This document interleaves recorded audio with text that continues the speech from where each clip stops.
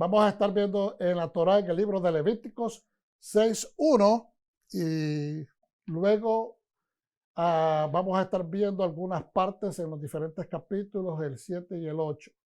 Luego vamos a ver profetas, tal vez un poquito de Jeremías, y también vamos a ver algo de Malaquías y del pacto renovado. El pacto renovado. Vamos a estar viendo Mateos. Ok. Santo es su nombre. Hemos estado enseñando de que para que entendamos la Torá tenemos que ver la conexión. ¿Dónde está la conexión entre... Para entender la Torá tenemos que ver la conexión con el nuevo pacto. Hay muchas personas que han desasociado una cosa de la otra, pero cuando vemos esta conexión, nos empieza a traer, como digo, la fluidez de aguas más abundante.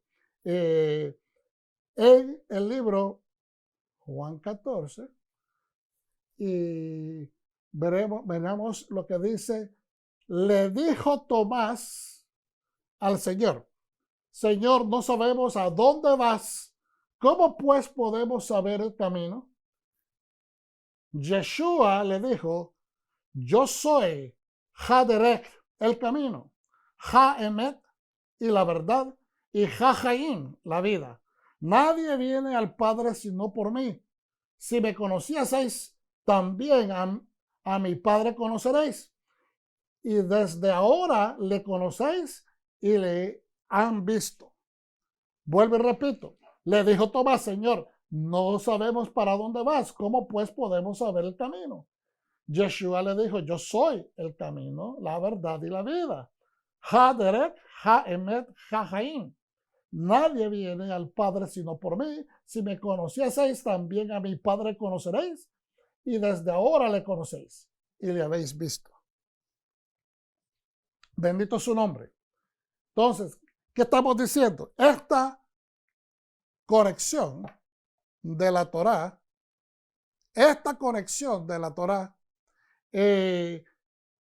la hace directamente con esta escritura en particular, porque todo lo que se está haciendo, todo lo que se está elevando, todas las ofrendas que se están presentando son a razón de cumplir la esencia de lo que el Mesías está haciendo por nosotros aún en esta hora, en este momento, como Él estableciéndose como el sumo sacerdote celestial, el sumo sacerdote en la corte celestial.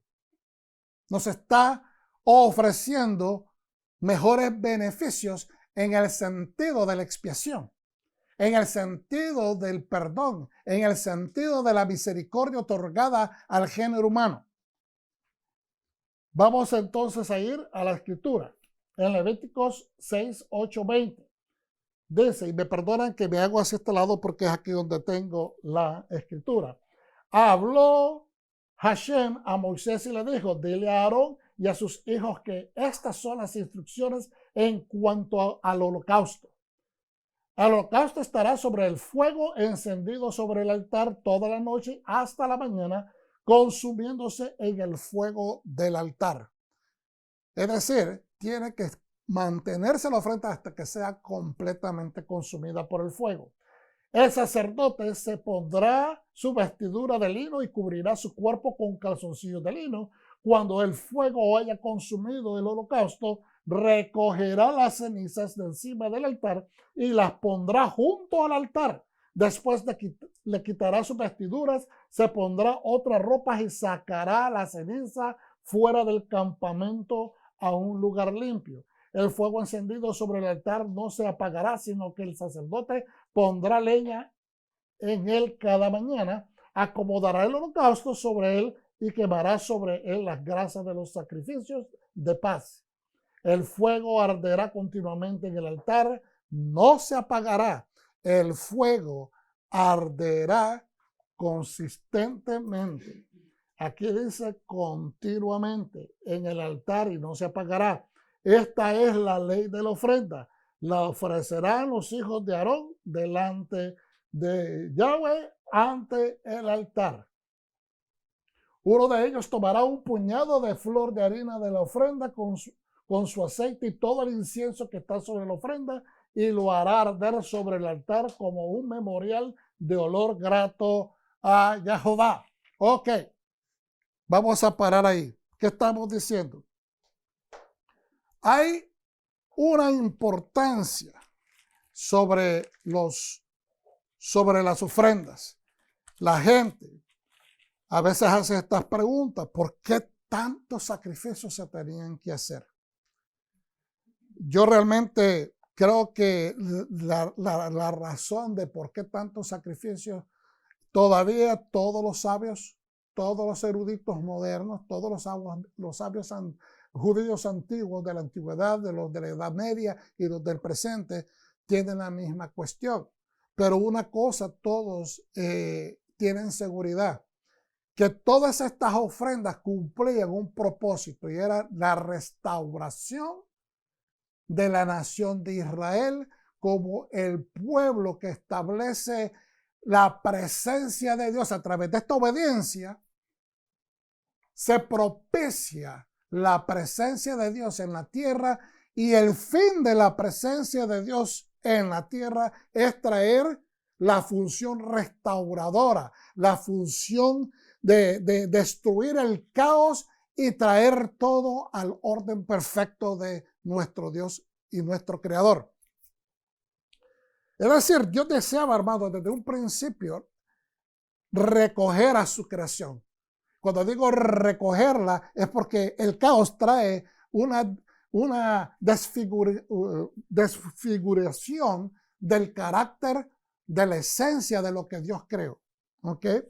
Es decir, regresar lo que está deforme a su formal estatus, a su función y estatus. Entonces, todas estas ofrendas no sabemos por qué eran de continuo que se tenía que hacer, y lo que podemos concluir es que esa continuidad se refiere a la perfecta voluntad eterna de Dios de mantener su misericordia extendida hacia los seres humanos, que viene a ser formalmente expresada, vitalmente expresada, bien claramente expresada con la función del Mesías. Una vez que Él vino, nos manifestó la esencia de Dios, nos dispensó de su gracia y terminó culminando con su sacrificio perfecto, poniendo su vida por aquellos que Él amó desde un principio. Los sacrificios nos hablan de restaurar orden. Y entonces las personas pueden preguntarse: ¿y cómo eso? ¿Cómo el sacrificio, cómo la muerte de un inocente puede restaurar el caos de muchos que están en desorden? Una muy buena pregunta. Es una pregunta que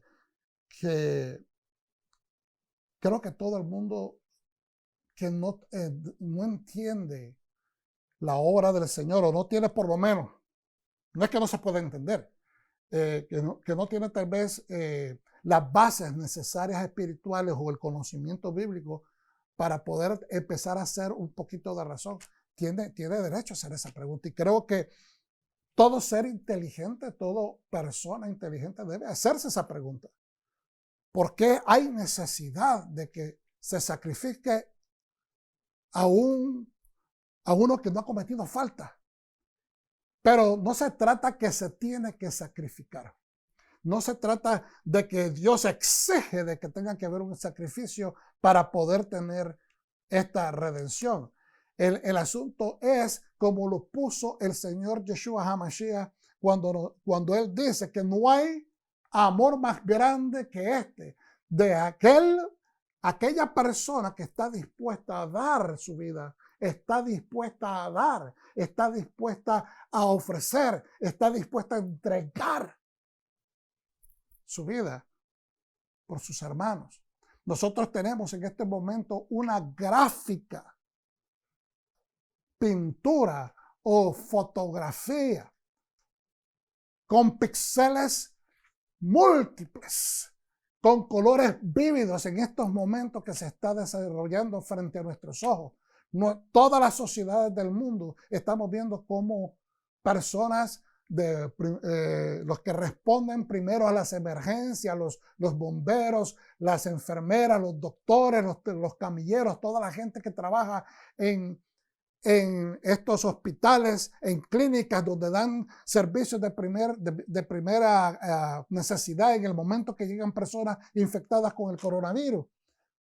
Muchas de estas personas antes que empezara la pandemia tenían vidas normales, vidas bastante bien acomodadas porque, vamos a decirlo realmente, la medicina es una área profesional que deja bastante satisfacciones monetarias. Es la verdad. Cualquiera de estas personas pudo haberse dicho en un momento dado, ¿sabes qué? Yo creo que es mejor que yo me tome unas vacaciones largas para evitar yo contaminarme, porque hemos visto a través de las noticias alrededor de todo el mundo que han fallecido doctores, que han fallecido enfermeras, que han fallecido personas, policías, personas que han ido a rescatar a personas en situaciones, personas que les ha tocado ir a sacar cuerpos. Estas personas han sido contaminadas y se han afectado hasta el punto de haber muerto. Entonces, ¿qué es lo que hace que estas personas se mantengan de pie? ¿Qué es lo que hace de que personas hoy en este momento, personas que sirven al Dios vivo, estén tomándose el tiempo de estar llegando a las masas a través de este medio? Porque nos llama no solamente el sentido de que tenemos, dicen en inglés, duty, no nos llama nada más el deber, nos llama aquel llamado que late en nosotros, es un fuego incandescente que te dice, tenemos que continuar, no importa que las cosas se pongan difíciles. Pues es lo mismo que estos doctores, estas enfermeras, todo estos personal que está sirviendo, servidores públicos que están visitando casas. Pudieran tomarse las vacaciones, pudieran darse de baja, pero los llama el amor a la humanidad. Los llama el amor al servicio de sus seres semejantes. Los llama el deseo de servir al Dios vivo, porque ¿de qué vale que levantemos manos y alabemos a Dios, pero a la hora de dar un servicio a los seres humanos les demos la espalda, tornemos nuestros rostros, los ignoremos? Porque entonces, ¿cómo podemos decir que amamos a Dios si no amamos a la persona que está enfrente? Entonces, le dice el Señor, ordena estos sacrificios, ordena que sean hechos de esta manera. Hay un patrón, hay un protocolo, hay una estructura que Dios se agrada que se haga esta estructura. Dios no está en el negocio de simplemente crear funciones porque quiere que nos mantengamos ocupados. Hay una estrategia mucho más profunda de lo que nosotros podemos empezar a entender. Pero hay también profundidades, hay niveles de profundidades. Unas son físicas, otras son ritualísticas en el sentido, y no me refiero a la palabra ritualística en una manera o connotación negativa como se le ha dado, porque nosotros vamos al servicio todos los sábados, otros van los domingos y lo hacemos ritualmente. Entonces, no me refiero a la connotación negativa, me refiero a la connotación positiva. De la misma manera, muchos van a trabajar todos los días y tienen que estar temprano a cierta hora y salir a cierta hora. Y eso es ritualístico. Entonces, me estoy refiriendo a la palabra ritualística en el sentido de que cumplen el propósito de traer una limpieza ritual. ¿Qué significa limpieza ritual? Que estamos aptos, estamos acondicionados porque nos dimos a la obediencia de hacer de cumplir el protocolo, de cumplir la ordenanza que Dios nos dio para que nosotros podamos estar en su presencia, para que logremos adquirir el acceso. Y en este momento todo el mundo dice, pero ya lo tenemos en Yeshua, ya lo tenemos en Cristo, amén. Pero lo que estamos explicando acá no es que si Yeshua lo cumplió o no lo cumplió, lo que estamos enseñando al pueblo es que entendamos el esqueleto de por qué Yeshua tuvo que hacer las cosas que tuvo que hacer, y el esqueleto es la Torá, para que tengamos un entendimiento bíblico intelectual de la voluntad de Dios. Porque todo el mundo toma por hecho, lo toma por dado Por eso es que no lo valoran, por eso es que no lo entienden. Y en el proceso de buscar estas verdades que están escondidas, empezamos a entender la riqueza del corazón de Dios, la profundidad del amor genuino, de que a veces decimos, nos llenamos la boca diciendo, y no estoy tratando de acusar con esta forma de hablar a nadie, ni traer convicciones negativas, ni acusaciones negativas. Lo que estoy tratando de decir es que a veces decimos nosotros, Señor, es que realmente yo no merezco, ¿por qué me has bendecido tanto? Es por el sacrificio de Yeshua, amén. Pero es porque tal vez te has dado a hacer su voluntad y estás cumpliendo estructuras que muchas otras personas que han recibido la misma condición de seguir al Mesías, pero que en su propósito de hacer las cosas están cambiando y poniendo las cosas a su manera, de la manera que les gusta, de la manera que no les trae sacrificio, de la manera que no les trae zarandeo, tener que renunciar a cosas, tener que sacrificar cosas. Podría yo decirlo de esta manera. Si hoy en día vamos a la tienda y permiten agarrar simplemente 2 cartones o cajas de papel higiénico y va saliendo y una persona dice, no encontré, ya se terminó, estaría dispuesto a darle ese otro cartón de papel higiénico a esa persona para que lo compre, obviamente, estás dentro de la tienda. Pues ese nivel de sacrificio se espera de personas como nosotros que tienen el carácter del Mesías, que están procurando seguir y forjar nuestro carácter de acuerdo a la tela mesiánica. Seguirle los talones al Mesías. Estamos nosotros dispuestos a tomar ese sacrificio, sin pensar de que mañana me va a faltar. ¿Sabes por qué te digo esto? Porque en esas pequeñas cosas del diario vivir es donde nosotros iluminamos. Y cuando esa persona te diga, ¡ay, muchas gracias! No puedo creer lo que usted...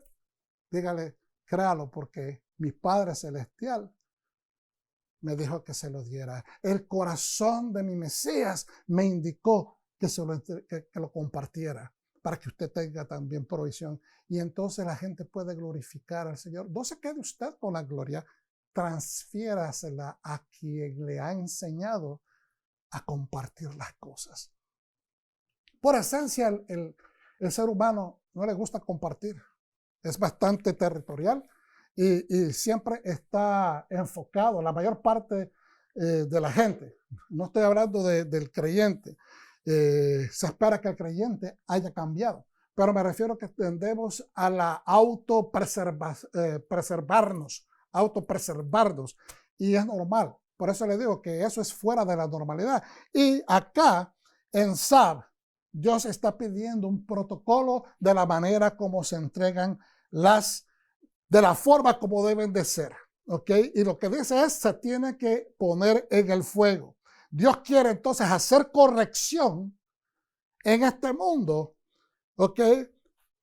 Quiere hacer corrección a través de las ofrendas. Y la metodología de traer estas ofrendas es para mantener a un pueblo que sea Kadosh. Y usted dirá, ¿por qué tiene que ser ese pueblo santo? ¿O tiene que ser ese pueblo consagrado? Porque ese pueblo fue injertado en este mundo para que sirva a manera del carácter del Mesías, a manera, porque escúcheme bien, la palabra describe que solamente hay un intercesor, solamente hay un abogado entre Dios y el hombre. Y nos especifica la palabra Jesucristo, Yeshua HaMashiach, el hombre.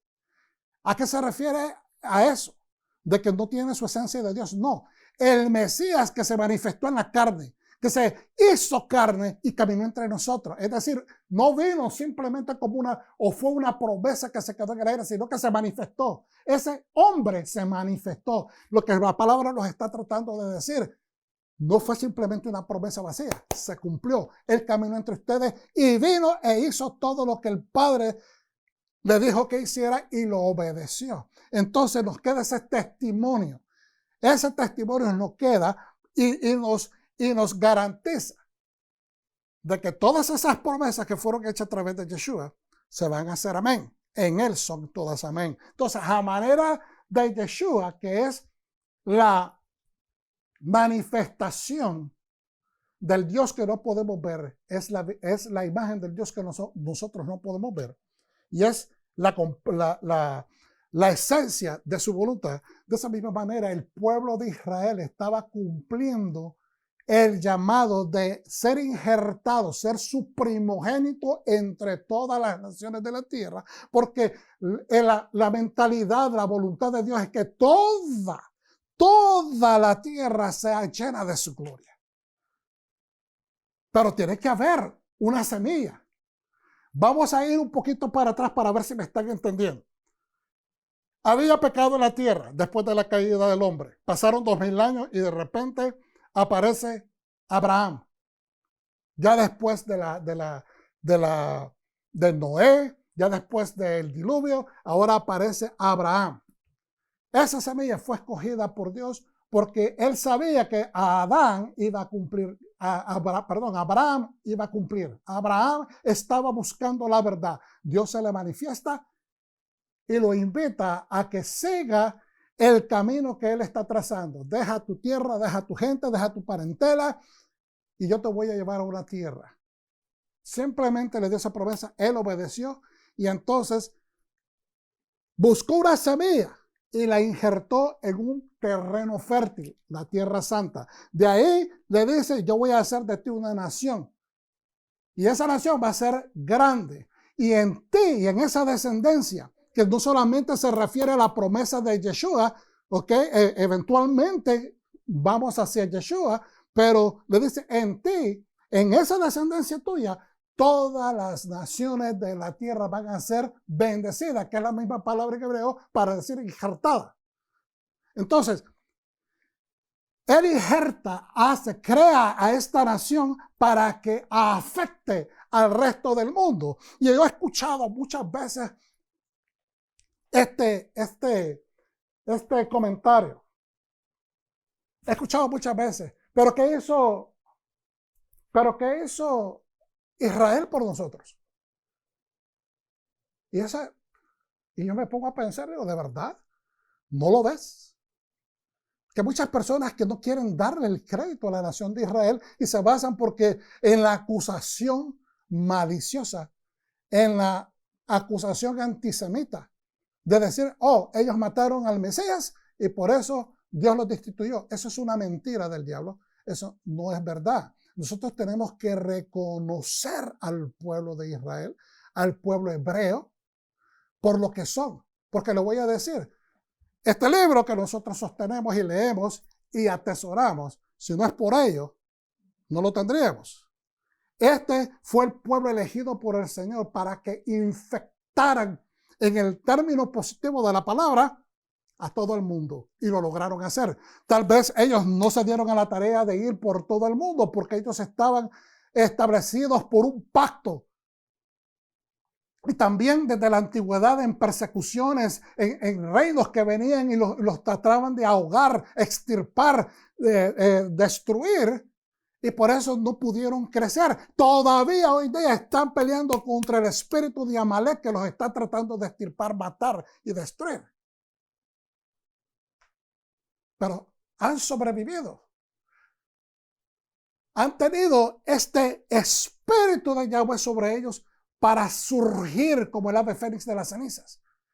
Y hoy también se habla de cenizas en esta lección, pero lo que me refiero es, Dios injerta ese pueblo entre las naciones del mundo en el lugar más árido, en el Medio Oriente, y de ahí los hace fructificar, llegando a ser un reino poderoso, llegando a que sus escrituras lleguen a todas las lenguas del mundo, que sus escrituras lleguen a todas partes del mundo. ¿Y por qué? Porque proféticamente hablando, desde el momento de que José es enviado por el celo de sus hermanos, vendido y llega a Egipto, y luego años después, 20 años después, Él invita, habiéndose convertido en el hombre segundo hombre más poderoso de Egipto, envía la invitación a su padre Jacob y él se viene con toda la familia y vienen 70 miembros de esa familia que entran a Egipto. Ahí están las 70 naciones de la tierra representadas. Porque también cuando hubo la dispersión allá en Babel, en Babilonia, cuando la torre, la dispersión que Dios afectó la capacidad de comunicarse, se crearon 70 lenguas, dicen los sabios. Entonces, 70 naciones establece la palabra. Entonces, estamos viendo este número. Por eso es que Dios ahora se da la tarea de utilizar a este pueblo y le empieza a pedir, una vez que los rescata de Egipto, una vez que lo lleva al Sinaí, que es un prototipo del templo. ¿Por qué? Porque la presencia de Dios está sobre ese monte. Y entonces pasa a ser el lugar, el espacio sagrado donde Dios le está hablando al templo. Pero qué cosa más hermosa. Mire qué cosa más hermosa, que aquel monte que no es el más alto, aquel monte que no es el más alto del mundo, él no pidió que lo establecerse, él no se le manifestó al pueblo en el Everest, porque él es el Dios creador de los cielos y la tierra, sino que bajó aún más abajo, porque es un Dios humilde, un Dios de amor, un Dios que desea acercarse al pueblo. Bajó sobre el Sinaí y luego le dio instrucciones a Moshe para que le diera instrucciones al pueblo para que construyeran el Mishkan, el tabernáculo de reunión. Y entonces estando ahí en el tabernáculo de la reunión, ahora Dios deja el monte, deja la santidad del monte que está más alto y se pasa al tabernáculo, que es un prototipo del Edén, que fue el primer templo, que fue el lugar donde él venía a comunicarse con Adán, y él baja del templo más alto, que es el Sinaí, y baja aún más a las planicies alrededor de ese monte y muda su presencia de la cima del monte a la cima de la tienda del tabernáculo de reunión. ¿Qué nos quiere decir eso? Que Dios realmente está interesado en la cercanía, en el acercamiento. Dios está interesado de acercarse a su creación, a sus hijos. Él los creó con la capacidad de inteligir, ser inteligentes, poder hablar, comunicarnos, porque Él quiere comunicarse con nosotros. El pueblo, a través de los 40 años, se escribió la Torá. A través del siguiente milenio, los profetas, y luego aparece Yeshua sobre la tierra y germina un movimiento de restauración del pacto, porque el primer pacto se rompió, pero él no está creando un nuevo pacto, él está restaurando el que se había roto, y lo está restaurando, lo está dando con mejores enmiendas a través de Yeshua. Porque Dios no está en el negocio de estar creando pactos, ni dispensaciones. Es un solo pacto desde un principio. El mismo que le dio a Adán es el mismo que le dio a Noé, el mismo que le dio a Abraham, Isaac y Jacob, a Moshe, a los profetas y después hasta Yeshua. Yeshua no vino a cambiar absolutamente nada. Si Yeshua venía a cambiar algo, lo hubiera especificado claramente, era el momento adecuado para decir: esto tiene que cambiar, y es acá, aquí están las nuevas directrices de un nuevo pacto. Pero él vino a restaurar el pacto, vino a renovarlo. La palabra Hadashah, he aquí yo estoy haciendo una Hadashah, una cosa nueva. En Isaías habla de restablecerlo. Nosotros lo traducimos como una cosa nueva, pero he aquí yo estoy renovando. Una cosa nueva significa de que se echa lo viejo y se establece algo nuevo, pero él está hablando, y esto que dice en Hebreos también es una mala traducción, pero eso no es el punto en este momento. El punto es de que Dios quiere acercarse. Entonces, estas ofrendas que voy a tratar de explicarlas lo más breve posible. Lo voy a leer de mis notas. Las ofrendas y los sacrificios no son la metodología para quitar el pecado, hermano, sino para santificar o darnos la purificación, apartarnos, obedeciendo el mandato y con un corazón arrepentido, un corazón jubiloso, un corazón espontáneo, no forzado, sino por voluntad propia, trae las ofrendas porque uno quiere acercarse, quiere restaurar su conexión con el Señor, porque no hay ningún tipo de ofrenda que pueda rectificar un corazón que no está arrepentido. Un corazón que no quiera restaurar su relación con Dios. Un corazón que quiera continuar pecando. No hay ninguna ofrenda. No hay ofrendas para eso. De igual manera se nos explica en Hebreos de que si una persona continúa reincidiendo, no hay más sangre que lo limpie porque esa persona continúa pecando.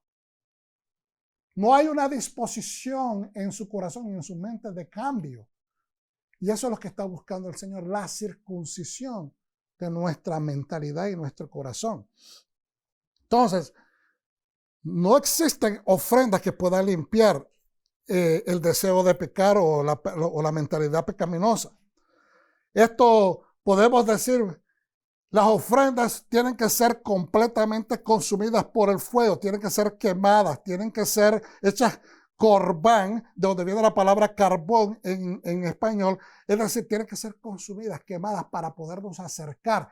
Por eso la insistencia y la dirección en la palabra. Tienen que dejarse en el fuego hasta la mañana para que sean completamente consumidas.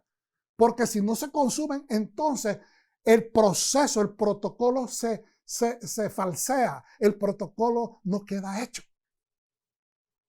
No sirve todo lo que se hizo y no importa que si el corazón de la persona estuvo en el lugar correcto, no funciona. Porque no se llevó a cabo la parte más importante del protocolo, que es consumirlo. Esto tiene que ver en la conexión con la transgresión. La gente cuando transgrede dice a veces, no fue mi intención. Todos nosotros los seres humanos decimos, no fue, yo no lo quise hacer. O como diría el show cómico, ¿no? Fue sin querer queriendo. Hermanos, cuando una persona transgrede en completo conocimiento que está transgrediendo, cuando uno falta a la instrucción, entonces de la misma manera, como hubo un ímpetu de conocimiento, de intelectualidad envuelta en el proceso de transgredir, de faltar, entonces de la misma manera toda la ofrenda tiene que ser consumida para que todo ángulo de tu voluntad sea cubierto.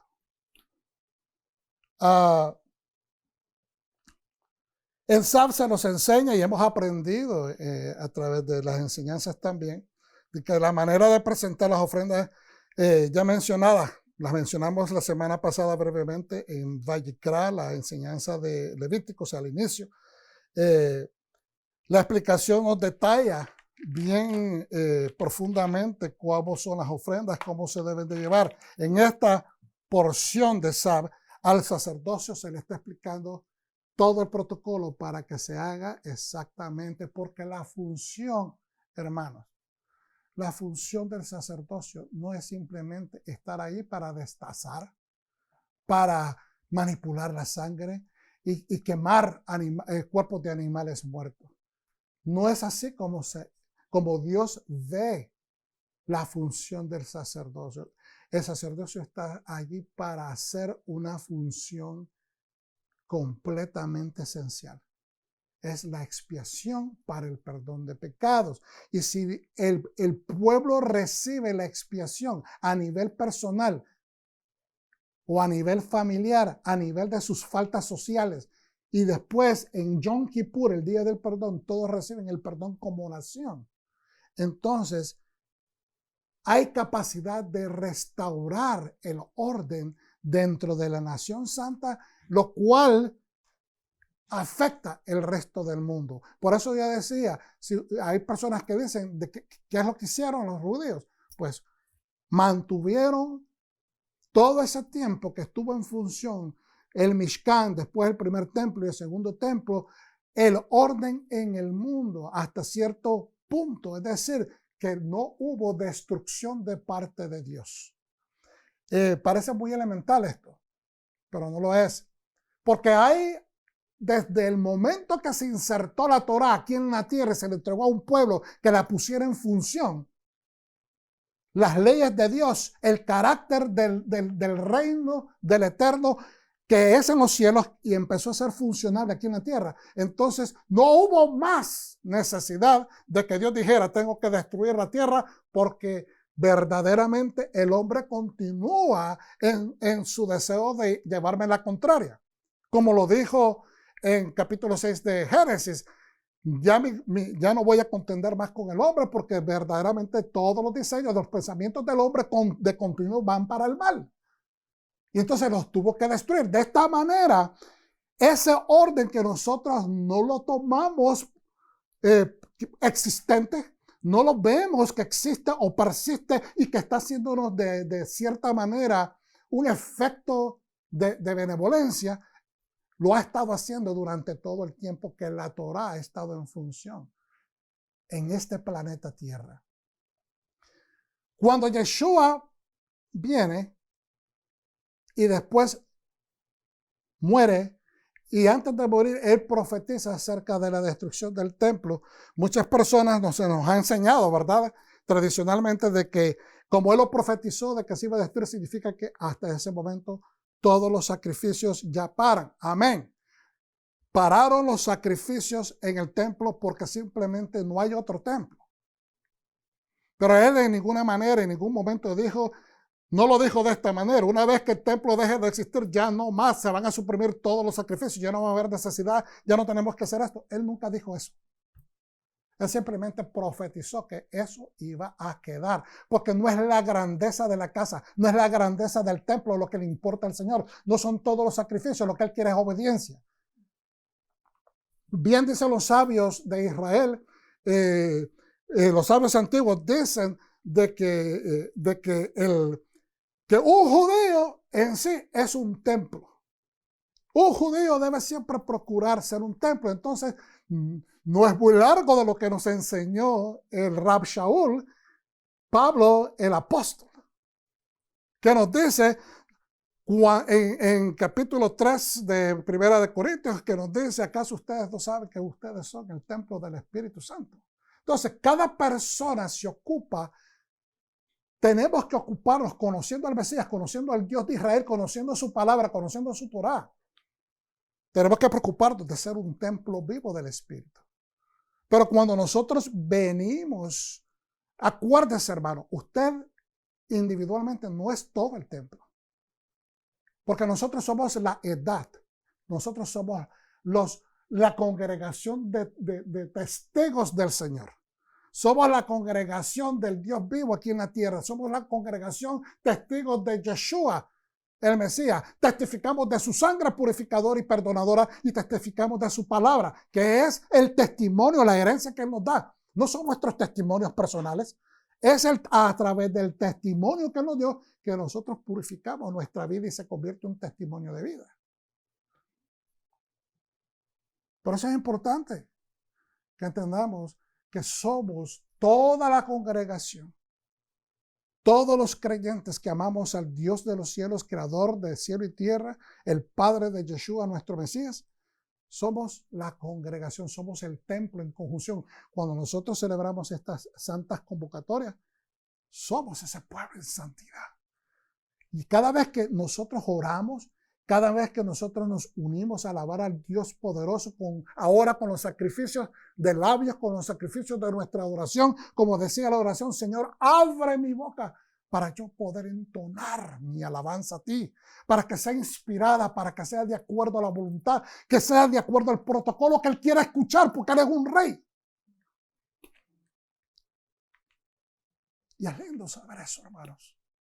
Me toca el corazón que Dios nos dijo, ¿saben qué? Yo no quiero que que ustedes me adoren como las naciones paganas adoran a sus dioses inventados. Yo quiero restaurar el honor. Yo quiero restaurar justicia. Yo quiero restaurar la dignidad del pueblo que había sido maltratado por 400 años en Egipto. Pero luego lo levantó. Y hoy día el pueblo de Israel, estoy hablando ahora de la nación física, geográfica en Israel, son una de las naciones más avanzadas. Es pequeño, pero es una de las naciones más avanzadas del mundo. Y de la misma manera, nosotros en el Espíritu, que somos no reemplazando a Israel, no usurpando a Israel, somos parte de Israel injertado a través del Mesías, del regalo del Mesías que viene a regenerar nuestra sangre ADN. Que me lleva al siguiente punto. Cuando dice la palabra, uno de ellos tomará un puñado de flor de harina de la ofrenda con su aceite y todo el incienso que está sobre la ofrenda y lo hará arder sobre el altar por un memorial de olor grato a Yahweh. Cuando dice un memorial es perpetuo, todas las mañanas, por la mañana. Porque después que se hacía las limpiezas, se sacaba las cenizas y todo, lo primero que se hacía antes de presentar cualquier ofrenda, en el altar, de sacrificio, lo que hacía el sacerdocio era, o el sumo sacerdote traía una ofrenda de un puñado de flor de harina, dice, con aceite, y todo el incienso que está sobre la ofrenda, y lo hará arder ante el altar. Eso era de estatuto perfecto. ¿Por qué? Porque eso presenta, y ustedes podrán ver de que eso no es de sangre, no es un animal, pero se presentaba antes que toda ofrenda. ¿Por qué? Porque nuestra ofrenda de corazón, hermanos, no necesariamente tienen que ser. Muchas veces en la palabra el Señor nos dice a través de los profetas, no es sangre la que yo no quiero sacrificio, lo que quiero es obediencia. Pues aquí en este caso se presenta una ofrenda de alimento. ¿Ok? Estoy hablando en el verso 15. Y después dice, Aarón y sus hijos comerán lo que sobre de ella. Sin levadura se comerá en lugar santo. O sea, nada más se podría comer en un lugar específico dentro del Mishkan, del tabernáculo. En el atrio del tabernáculo de reunión lo comerán. No se cocerá con levadura. Es decir, no puede llevar leudo, no puede, porque la levadura especifica pecado, falta, etc. La he dado a ellos como una porción de mis ofrendas quemadas. Es cosa santísima. Lo mismo que el sacrificio por el pecado y el sacrificio por la culpa. Todos los hombres entre los hijos de Aarón comerán de ella. Estatuto perpetuo será para vuestras generaciones en lo tocante a las ofrendas quemadas para Yahweh. Toda cosa que la toque quedará santificada. Habla Yahweh a Moisés y le dijo, esta es la ofrenda que Aarón y sus hijos ofrecerán a Jehová el día que sean ungidos, la 10ª parte de un efa de flor de harina, la mitad por la mañana y la mitad por la tarde como ofrendas perpetuas. ¿Qué es lo que estamos diciendo con esto? Se tenía que hacer también esa ofrenda perpetua. Dios le dice que Él va a compartir también de esta ofrenda y que ellos tienen que comerla dentro del tabernáculo. Y lo mismo es por las ofrendas que se hacen, dice, de parte de los individuales y del pueblo por pecado. A veces nosotros como personas que ofician una responsabilidad en una iglesia, en un shul, hay personas que vienen y nos cuentan sus problemas. Nosotros tenemos que aprender a callar esas cosas.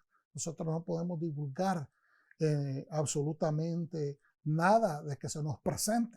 Entonces es importante que nosotros sepamos de que hay un vínculo entre esta responsabilidad que Dios nos ha dado con conectar con la dignidad y el respeto al pueblo.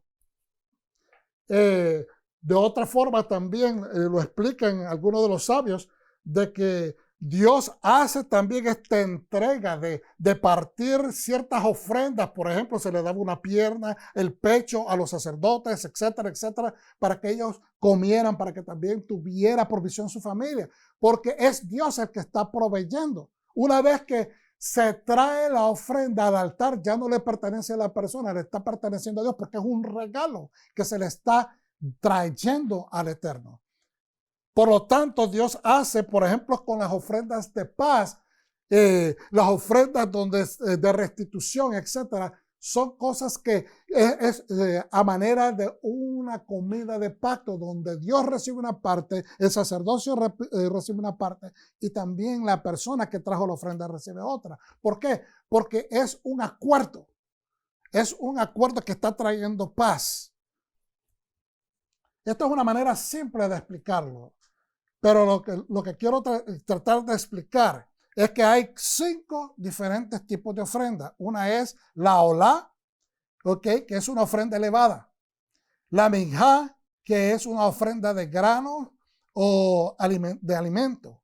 El shelamim, que es la ofrenda de paz. Y la hatá, que es una ofrenda por el pecado. Y la asham, que es una de culpa o inclusive de pensamientos, posiblemente por algo que se pensó. Y de aquí me recuerda cuando David decía, Señor, líbrame de los pecados que me son ocultos. A veces es importante hacer oración. Señor, yo te pido que me libres de las faltas que yo podría ser capaz de cometer en situaciones. Líbrame. Porque es importante. Lo hacía David, que era el rey y era una persona entregada al Señor, pues también nosotros podemos orar de esa manera. Todas estas ofrendas tienen que ser presentadas en el altar, todas tienen que ser pasadas por fuego. Y este fuego, dice la palabra, tiene que ser consistente, tiene que ser persistente, no se puede apagar. ¿Sabe por qué? Los sabios enseñan, la palabra lo dice, pero no, a veces le pasamos leyendo y no lo entendemos. Ese fuego inicial en el altar lo encendió la presencia de Dios. Ese fuego, una vez de que el Mishkan fue terminado, la tienda de la reunión,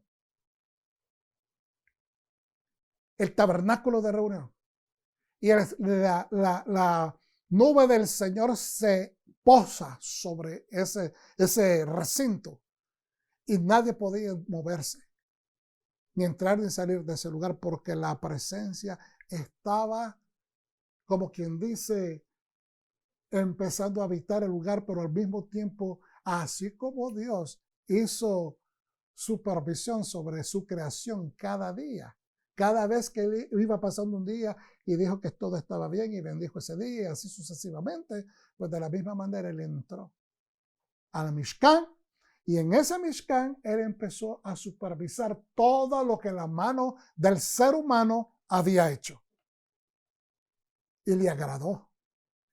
Y porque le agradó, movió, como dije anteriormente, de su posición de estar sobre el Sinaí, prototipo del templo, bajó ahora a un nivel más bajo, donde los hombres operaron para crear un recinto de acuerdo al diseño que él les dio, y entonces él supervisó, él le agradó y se quedó. Y de ahí se encendió el fuego en el altar.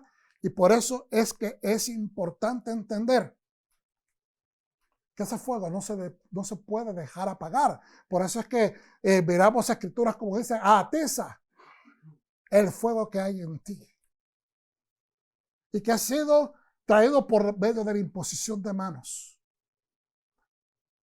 Me recuerda que Dios vino y se posicionó sobre el Mishkan y se encendió el fuego. Pues de la misma manera, a veces cuando oramos, cuando se está, digamos, consagrando a una persona para hacer un tipo de trabajo especial dentro de las líneas del ejército del Señor aquí en la tierra, pues entonces se le imponen manos, se hace, ¿verdad?, una ceremonia para bendecir a esa persona, etcétera, y se ignita un fuego. Y ese fuego lo tenemos que mantener encendido, especialmente si hay una visión y una misión, o si hay un llamado específico que Dios te ha hecho en tu corazón. Tienes que mantenerlo vivo. Cuando limpiamos las cenizas, hermanos, cuando limpiamos las cenizas del altar, es como quien dice, los sacrificios que se hicieron ayer.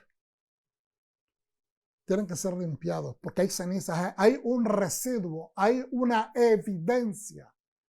Hay una evidencia que hubo un sacrificio, pero nosotros no podemos vivir apegados a los sacrificios de ayer. Que yo hice cosas para el Señor, que yo hice esto, que yo lo hice, que yo hice lo otro, que esto fue grandioso, que esto pasó. Dios fue glorificado. Bendito sea el Señor. Pero hoy es otro día. Y si el mismo Señor nos dice que hay suficiente con la maldad, porque cada día trae su afán, pues cuántas cosas nosotros tenemos que aprender de esa enseñanza, porque para las cosas de Dios también tenemos que entender que cada día trae la oportunidad de glorificarle otra vez. No podemos vivir de los sacrificios del pasado. Tenemos que aprender a limpiar las cenizas de aquello que sucedió ayer para dar lugar a nuevos sacrificios, porque de esa manera es que nosotros mantenemos el fuego atizado. Si hay demasiada ceniza, entonces el fuego empieza a menguar. Aunque usted le meta más leña, eso contrarresta la combustión. Muy abajo se puede mantener debajo de la ceniza brasas encendidas, pero eso contrarresta la combustión para que el fuego se mantenga imitado. Entonces, por eso es que tenemos que aprender a no residir en los sacrificios del pasado. Tenemos que siempre estar buscando cómo hacer sacrificios. Y es que la palabra sacrificio, hermano, tiene una connotación a veces negativa. Cuando decimos sacrificio, hay una especie de muerte involucrada. Hay una especie de morir al yo mismo. Pero cuando nosotros miramos, cambiamos esa perspectiva del sacrificio por oportunidad para glorificar a Dios, pues cambia el perímetro, cambia la óptica, cambia el montaje. Entonces nosotros tenemos que saber que Yeshua nos indica que tenemos que hacer buenas obras. Cuando dice buenas obras, no es conforme al calibre de los seres humanos normales. Está hablando acerca de obras de bondad y justicia conforme al calibre del cielo. Y en estos días hay mucha oportunidad de hacer eso. Empecemos con la familia. Empecemos con la familia. No, los padres de familia, tanto padres como madres, tendemos a veces a ser un poquito, tomar por garantizado a nuestros hijos. Tomar que nuestros hijos tienen el deber de servir. Amén. Pero es mejor motivarlos al servicio. Incrementar ese amor de servicio a través de motivaciones espirituales, a través de nuestro propio servicio, de entrega de servicio a nosotros. Enseñarles a amar a la humanidad. Enseñarles a amar a la humanidad. Enseñarles a amar a la persona que no conocen, al que va por la calle, sonreír. En estos momentos hay distanciamiento, sonriamos. Ser amables, ser cordiales, ser atentos, ser serviciales, ser solícitos, que no nos piden, que a veces hay en situaciones sociales donde gente está buscando algo y nosotros podemos anticipar qué es lo que se está buscando, pues salgamos a asistir. Gracias. Un poquito de agua para la garganta seca. Gracias. Entonces, la enseñanza de Sab nos habla del fuego, nos habla del sacerdocio. El sacerdocio debe ser consistente, el sacerdocio tiene que seguir la dirección, el sacerdocio tiene que ponerse las ropas de entrada y salida, no puede necesariamente, por ejemplo, nos habla del protocolo que es normal, lo que hace sentido. Dios le indica que para manipular la sangre tiene que estar vestido de blanco, que bueno, él no se pone sus vestiduras reales del sacerdocio, del sumo sacerdocio, para estar afuera donde se hacen los sacrificios. Eso lo usa una vez al año para entrar al lugar santísimo. Pero también dice que para remover la ceniza se tiene que cambiar y ponerse otra ropa y después llevar las cenizas hacia afuera. Es decir, que nos enseña acerca del protocolo de lo que es adecuado, de que para cada función hay una cadushá, una santidad específica. Nos enseña que el fuego debe de estar encendido. Vuelvo y repito, nos enseña acerca del orden de las ofrendas, que no todas las ofrendas cumplen el mismo requisito o cubren las necesidades, las mismas necesidades, sino que cada una es diferente. Tenemos que entenderlo. Por eso cuando nos aproximamos al Señor Yeshua, sepamos saber diferenciar cómo pedir, cuándo es una alabanza, cuándo es una adoración, cuándo es una ofrenda de adoración, cuándo es una petición, cuándo es una súplica. Es decir, tener bien claro cuándo es una oración de arrepentimiento. Porque nosotros nos tenemos que arrepentir del diario vivir también. En el diario vivir cometemos faltas. La persona que dice de que porque recibió a Yeshua que no comete faltas nunca más, no está realmente hablando la verdad. Y es ahí hacia donde vamos. Entonces terminamos o empezamos a dirigirnos hacia el final de esta enseñanza, hermano. Nos habla entonces del protocolo del sacerdote, que tiene que estar vestido apropiadamente, tiene que obedecer las instrucciones y tiene que mantener el fuego encendido. Encendido tiene que estar el fuego. Y esto me recuerda que el Señor se le presentó a Moisés al pie o en el Sinaí, en una zarza encendida, y al mismo tiempo que era fuego, no quemaba, no consumía la zarza, sino que se mantenía encendida. Dios, dice la palabra, es fuego que purifica, pero es también fuego consumidor. Entonces, cuando Dios dice que el fuego se tiene que mantener encendido, nos está hablando de una esencia.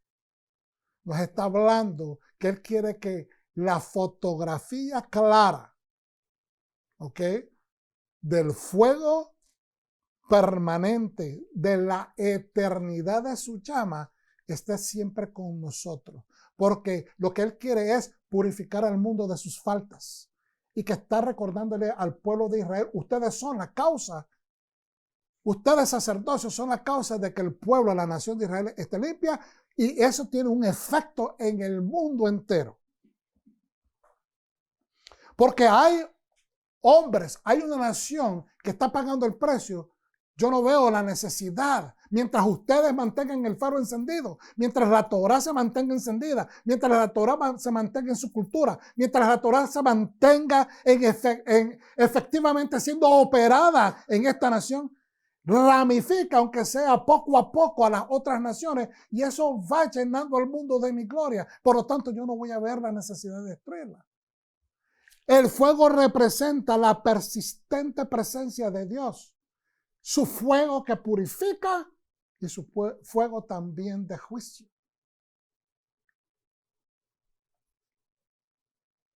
Dios es bueno y para siempre es su misericordia. Dios es bueno y también para siempre es su misericordia. Sus misericordias son eternas, fueron prometidas a David, y es Yeshua el que nos trae el beneficio completo de esas misericordias. Entonces, el fuego no se puede apagar. No se puede extinguir. Dios está entonces regresándole al pueblo el entendimiento de que su presencia es necesaria entre ellos, porque su presencia consistente, observando en ese mismo momento, ¿verdad?, que la obediencia se está llevando a cabo, que los protocolos se están cumpliendo, que el pueblo esté en toda verdad de corazón y justicia, es decir, le estén buscando en espíritu y en verdad, garantiza el orden. Garantiza el orden en el campamento, que es la nación de Israel, y garantiza que el mundo se empiece a ordenar. Y usted dirá, ¿cómo es eso? Bueno, aunque la gente de otras naciones no quiera aceptar, una de las naciones más grandes en el mundo que adoptó de la Torah para injertar esos conceptos dentro de su constitución fueron los Estados Unidos de América.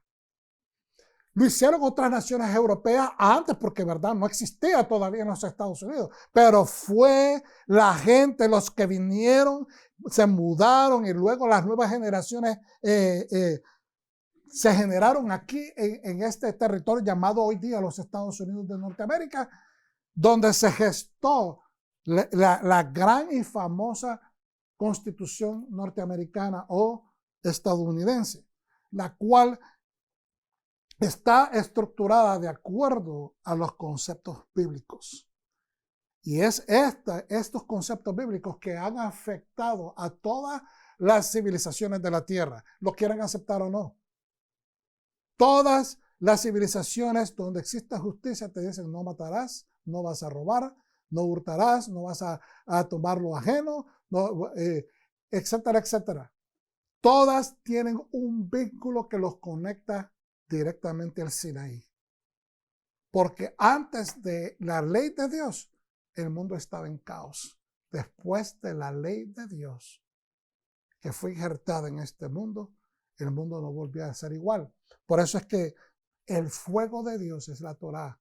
El fuego de Dios es el orden. El fuego de Dios es que purifica a las naciones y las trae a un conocimiento más completo. Yo hubiese querido poder irme a los profetas y quise poder irme a un poquito más a Juan. Pero quisiera, como le digo, enseñarles algo. Vamos a Juan rapidito y terminamos con eso.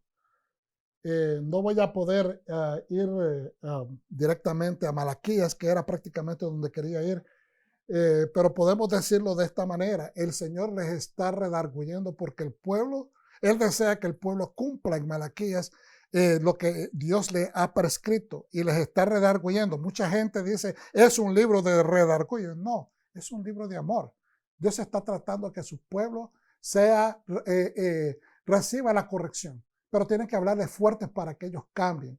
Y entonces les dice de que no hay verdad en ellos, porque ellos le están diciendo en que te hemos robado, en que hemos fallado, en que dices que no te hemos dado gloria. Es decir, que encima de que están faltando, y Dios está a través del profeta redarguyéndoles y trayéndolos a corrección, ellos continúan diciendo no hemos hecho nada malo. Es la posición que tenía el rey Saúl cuando se le dice no hiciste lo que te instruyó el Señor que hicieras. Y él dice, no, yo hice exactamente lo que Dios me dijo. Pero él realmente hizo ciertos arreglos que lo beneficiaban a él y beneficiaban a las personas del pueblo que querían beneficiarse de la ganancia del despojo del anatema. Y Dios dijo, no queremos nada, no, tienen que destruirlo todo. Pues de esta manera, negar a Dios cuando te está corrigiendo se conforma en una abominación, en un maal, en una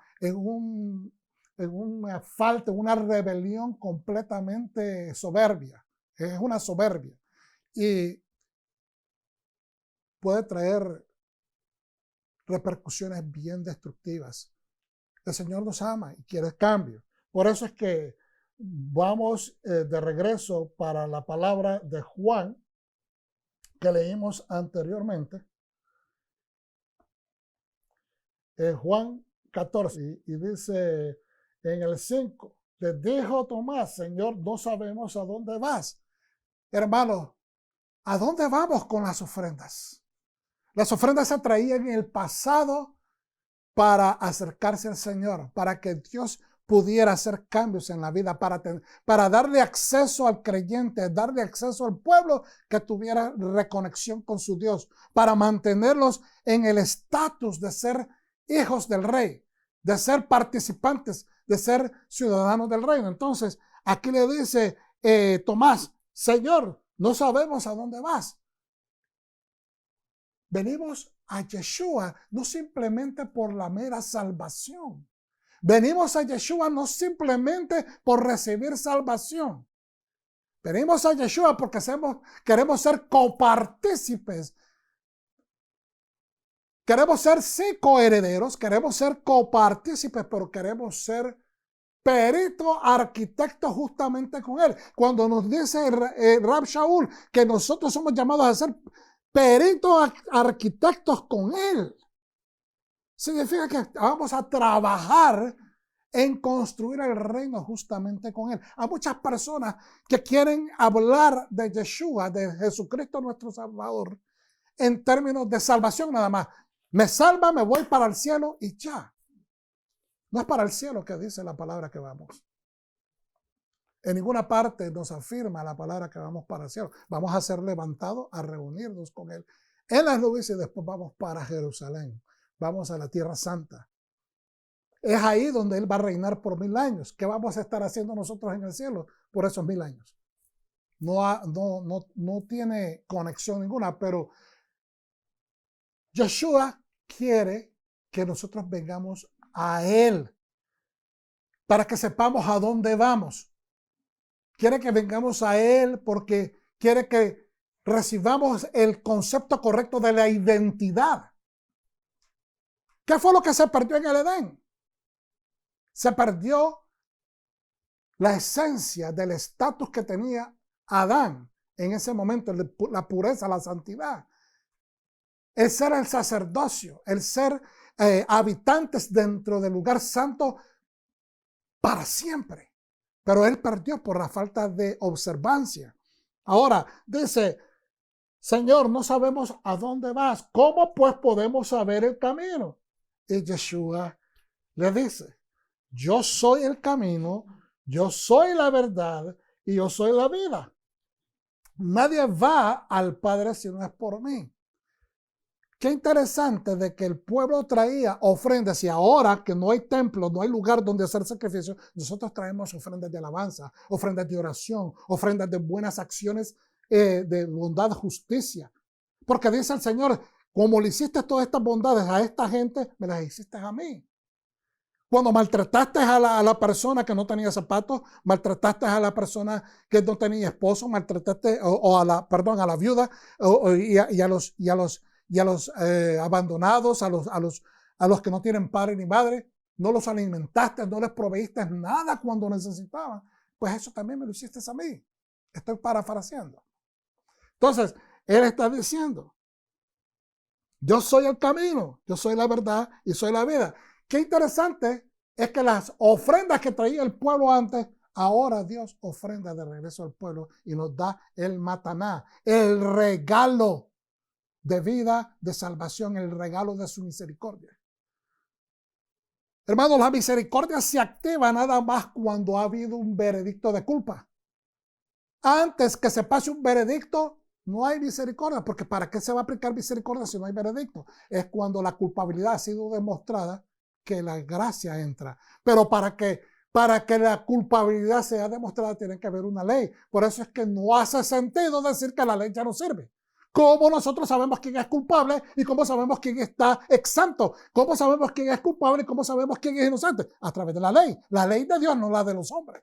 Es la ley de Dios que establece cuáles son los estatutos morales con los que se define quién es culpable y quién es inocente. Por eso Yeshua dice, yo soy el camino, yo soy la verdad y soy la vida. Nadie va al Padre si no es por mí. Entonces ahora traemos a Yeshua dentro nuestro y nos ofrecemos nosotros en culto racional.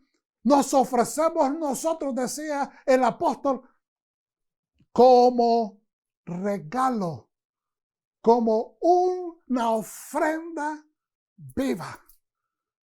Ofreced vuestros cuerpos como una ofrenda viva. Nuestros cuerpos significan, no nuestros cuerpos físicos, significa ofrezcan sus vidas, ofrezcan su culto, ofrezcan su estilo de vida. Exactamente como algo que sea agradable. ¿Le agrada a Dios los sacrificios sin amor? No.